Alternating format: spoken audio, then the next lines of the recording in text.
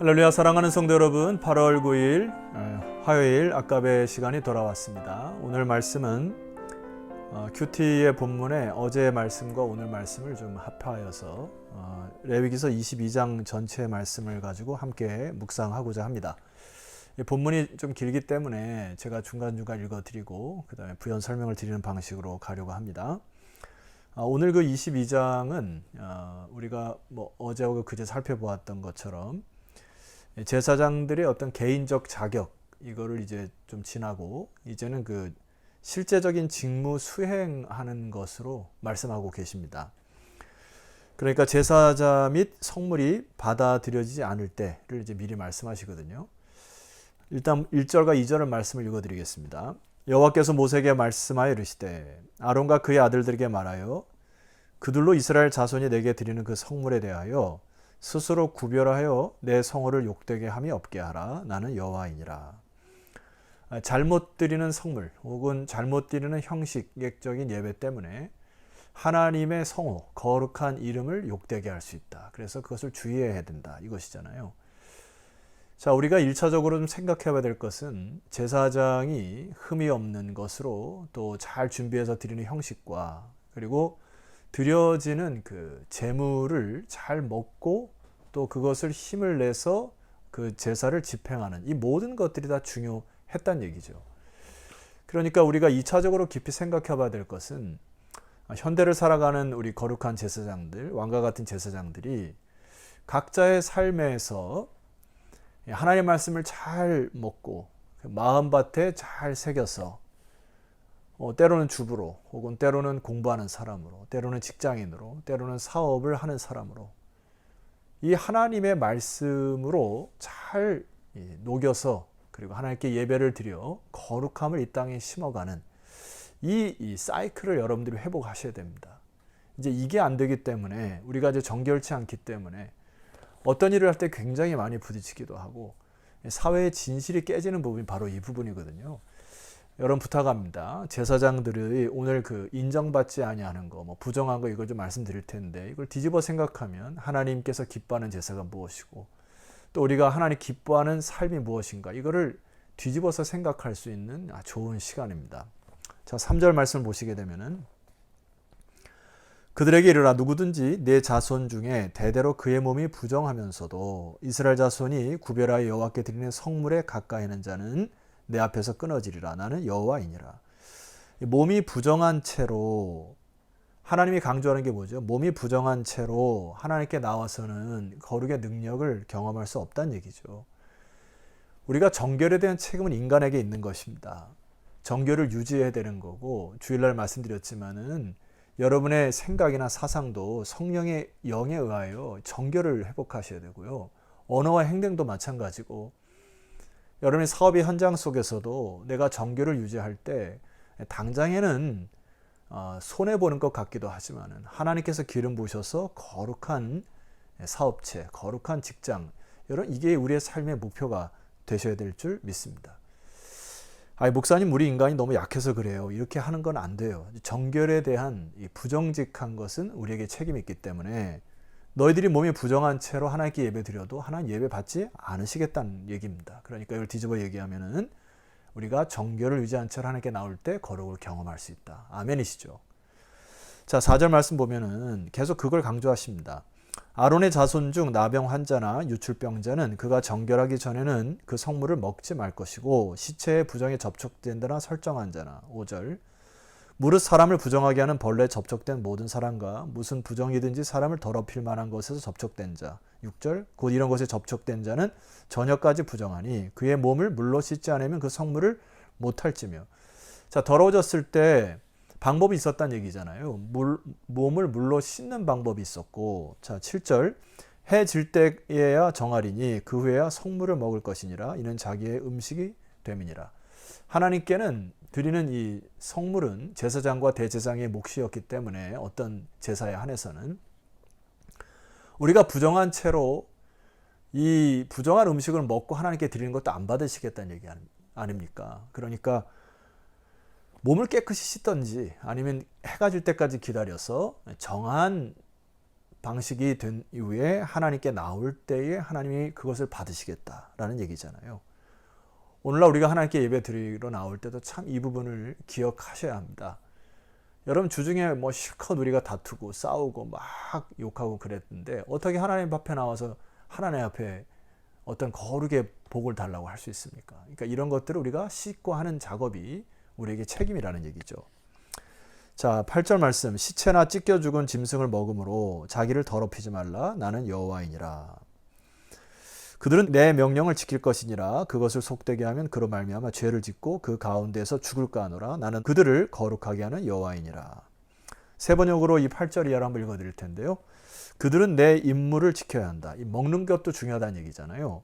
그래서 그들은 그것 때문에 죄를 짊어지지 말아야 하고 그것을 더럽혀서 그것 때문에 죽지 말아야 한다. 나는 그들을 거룩하게 하는 여호와이다. 여러분 제사들이 형식만이 중요한 게 아니고 하나님께 바치러 온 이 제물들을 먹는 것도 중요하다는 얘기잖아요. 오늘날 이것을 우리가 깊이 생각하면은 우리의 가슴 속에 하나님의 영의 말씀을 먹어서 주일날 말씀드렸던 것처럼 다니엘이 이 삶에 흘러가는 그 악의 고리 혹은 부정한 것들에 대해서 충돌이 생기지 않습니까? 바로 이 충돌이 생길 때 하나님의 말씀이 뭐라 하는지를 정결을 유지하여 이 거룩함을 통하여 싸워나가는 것이 우리의 되어야 된다는 것이잖아요. 그러니까 이것이 여러분의 직장이나 사업의 현장 속에서도 때로는 부정직한 것으로 막 세상 사람들처럼 이루다가 이것이 어느 순간 한순간에 무너진 경험을 많이 하시지 않습니까? 그러니까 우리는 말씀도 잘 드셔야 하고 이 말씀을 잘 소화시켜서 삶의 현장 곳곳에서 하나님의 백성답게 살아라. 이게 거룩한 제사장. 먹는 것도 중요하고 하나님께 예배된 형식 속에서도 정결이 필요하다. 자, 10절 이하에 보면은 용납되지 아니하는 그 부주의함을 하나님께서 말씀하세요. 일반인은 성물을 먹지 못할 것이고 제사장의 객이나 품꾼도 다 성물을 먹지 못할 것이니라. 함부로 이것을 먹는 것도 중요하다는 얘기잖아요. 11절. 그러나 제사장이 그의 돈으로 어떤 사람을 샀으면 그는 그것을 먹을 것이며 그의 집에서 출생한 자도 그렇게 하여 그들이 제사장의 음식을 먹을 것이며 제사장의 소유, 제사장과 함께 있었던 사람은 먹을 수 있다. 12절. 제사장의 딸이 일반에게 출가했으면 거제의 성물을 먹지 못하되 13절. 만일 그가 과부가 되든지 이혼을 당하든지 자식이 없이 그의 친정에 돌아와서 젊었을 때 같으면 그는 그의 아버지 몫의 음식을 먹을 것이니 일반인은 먹지 못할 것이니라. 출가한 사람들이 성물을 먹지 못한다. 제사장의 딸일지라도. 그러니까 왜 이렇게 먹는 것에 대해서도 하나님이 높은 기준을 이야기하십니까? 이것은 우리 하나님 백성들이 이 세상을 살아나갈 때에 높은 도덕성을 요구한다는 이야기잖아요. 그것이 우리가 정결을 유지하게 될 경우에 우리는 이미 하나님께 바쳐진 인생들이기 때문에 이 세상의 정결을 유지하는 방법이 하나님께서 거룩하고 하나님께서 부정하다 하는 것들을 여러분 잘 분별하셔서 순종하는 여러분 되었으면 좋겠습니다. 삶의 여러분 수많은 일들 속에 하나님이 주신 선택으로 잘 판단하시기를 소망해요. 자, 계속해서 부지 중에 실수했을 경우가 있습니다. 자, 14절. 만일 누가 부지 중에 성물을 먹으면은 그 성물에 그것의 5분의 1을 더하여 제사장에게 줄지니라. 자, 여러분 이게 제사장들이 또 먹을 분량이 있지 않습니까? 그런데 어떤 사람이 부지 중에 실수하여 제사장들 거 먹으면은 제사장들의 몫이 사라지잖아요. 그러다면 제사장들의 가족들도 굶게 됩니다. 그러니까 이것은 보상을 해라. 5분의 1을 더하라. 여러분 왜 하나님께서 구체적으로 얘기하시죠? 구별됨이 있다는 것입니다. 뭐 오늘날로 얘기하면 성직자는 성직자의 몫이 있고 평신도들은 평신도의 몫이 있고 각자의 사역의 역할에 따라 분복과 몫이 다르다. 이것을 잘 경계선을 지켜야 한다. 자, 우리가 마지막으로 살펴봐야 될 것이 이제 받아들여지지 않은 세물에 대해서 하나님 말씀하십니다. 17절 이하로 읽어드리겠습니다.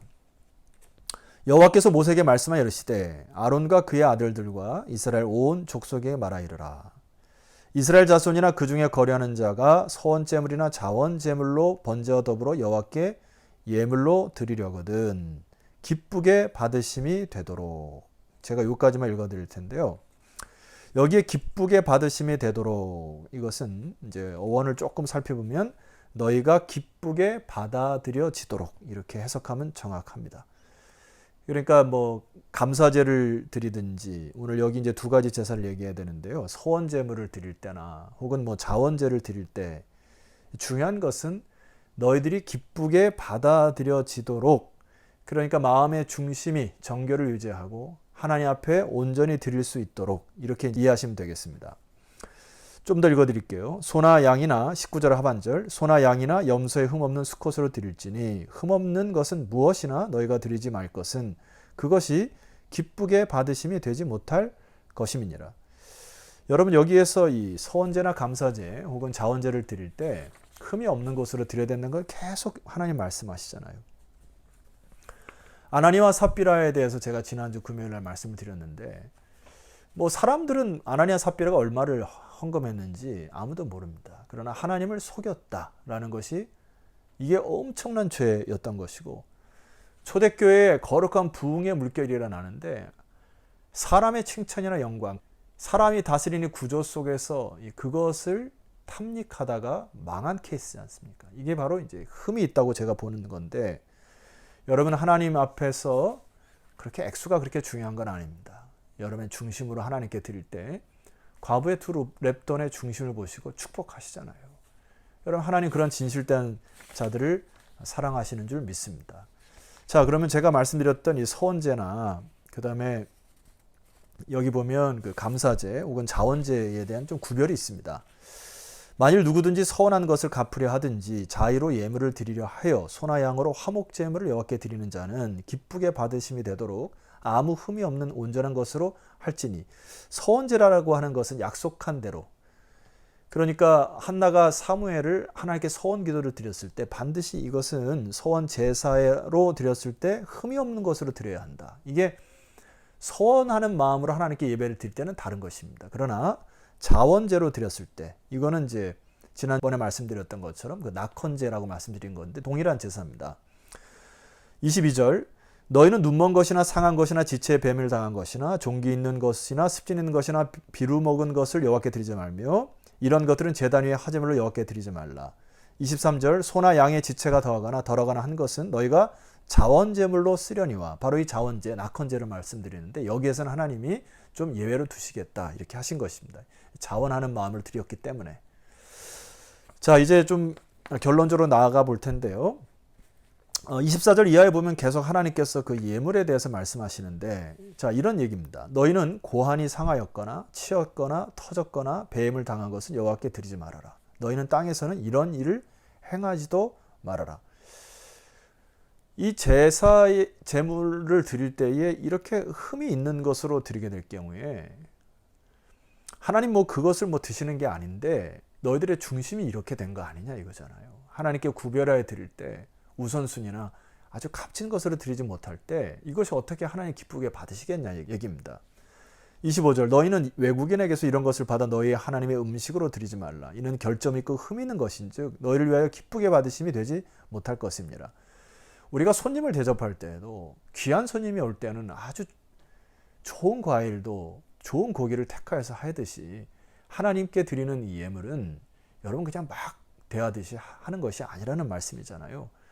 사실 이것은 우리가 이 세상을 살아갈 때 다시 한번 강조합니다마는 우리가 정결을 위하여 이러한 삶 속에서 흠없는 삶을 노력할 때 하나님이 그것을 기쁘시게 받겠다는 얘기 아닙니까? 그래서 내가 부으시겠다는 얘기예요.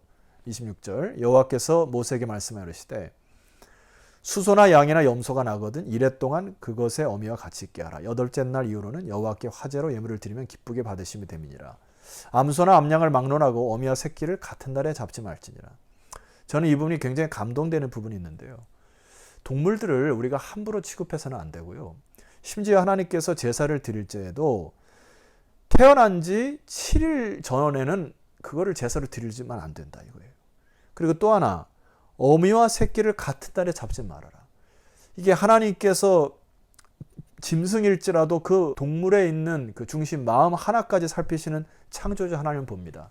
물론 동물들은 우리가 다스려야 됩니다만은 동물들 안에도 각자의 격이 있기 때문에 우리가 인간이 함부로 동물들을 대하는 것은 안 되는 것이죠. 자, 계속해서 결론만 말씀드리고 하는데 이게 이제 좀 말씀이 길어서 그럽니다. 이제 29절 이하를 들고 제가 기도하겠습니다. 너희가 여호와께 감사 제물을 드리려거든 너희가 기쁘게 받으심이 되도록 드릴지며 그 제물은 그날에 먹고 이튿날까지 두지 말라. 나는 여호와이니라. 이 감사제, 화목제 말씀하는 거죠. 그러니까 이튿날까지 남겨두지 말라는 것은 모두 다 함께 나눠 먹어라 이런 얘기고요. 너희는 내 계명을 지키며 행하라. 나는 여호와이니라. 32절 너희는 내 성호를 속되게 하지 말라. 나는 이스라엘 자손 중에서 거룩하게 함을 받을 것이니라. 나는 너희를 거룩하게 하는 여호와요. 33절 너희의 하나님이 되려고 너희를 애굽 땅에서 인도하는 자니 나는 여호와이니라. 결론입니다. 너희는 기쁘게 받으심이 되도록 드릴지며, 이게 오늘 제가 설교 제목으로 삼은 겁니다. 우리가 삶을 살아갈 때 무엇을 먹고 마시든지 하나님이 기뻐하시는 것으로 여러분 마음의 중심을 모아 주시기를 부탁드립니다. 하나님 앞에 예배로 나올 때에도 흠이 없는 중심을 정결한 모습을 드릴 때 하나님의 거룩한 영을 부으실 거예요. 여러분 이것이 순서가 되셔야 합니다. 개인적인 생각으로 막 구조를 짜고 뭐 이런 것을 통하여서 내가 어떤 성공을 이루고, 우리 그리스도인들은 이 우선순위를 좀 바꾸는 축복이 있었으면 좋겠습니다. 그래서 우리는 좀 부족할지라도 하나님 앞에 중심과 진실과 기쁘게 받으시는 삶을 드리고 하나님께서 역사하는 이 놀라운 이 우선순위를 회복할 때 여러분 진정한 여러분이 산제물로 하나님께 드려지는 축복의 시간들이 되시기를 소망합니다. 기도 드리시겠습니다. 하나님 아버지 감사합니다. 이 방송을 듣는 주의 백성들이 각자의 삶의 현장에서 정결케 하옵소서. 세상과 달리 부정직한 것들을 거부하고 진실을 회복하는 자들 되게 하셔서 당장에는 손해가 보고 당장에는 속이 아프지만은 하나님께서 우리의 중심을 보시고 부으시는 하나님의 역사를 경험하고 체험하는 일들이 저들의 삶 속에 구역 식구들 안에 나눠지는 축복의 시간들로 삼아 주시기를 소망하오며 살아계신 예수 그리스도 이름으로 기도드렸사옵나이다. 아멘. 자, 성도 여러분 수고하셨고요. 내일은 레위기 23장의 말씀으로 여러분 찾아뵙도록 하겠습니다. 내일 뵙겠습니다.